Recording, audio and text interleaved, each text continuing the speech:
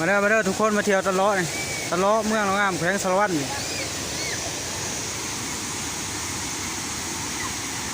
คนหลายอยู่มื้อนี้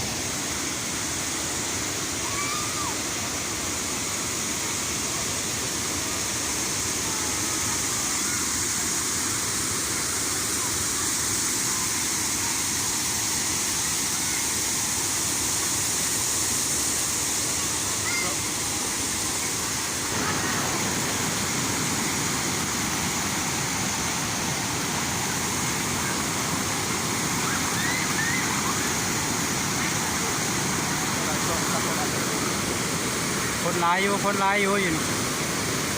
วันอาทิตย์คนหลายอยู่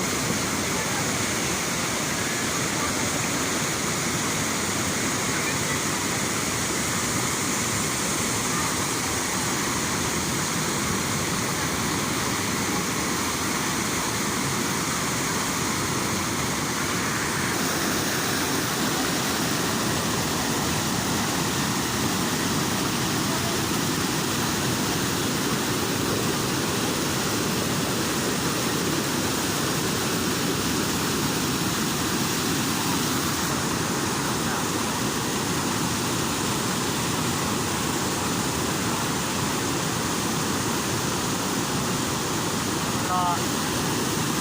ใกล้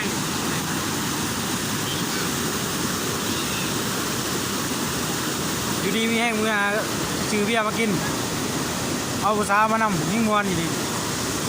ที่ได้ไม่ได้มาแต่2 คน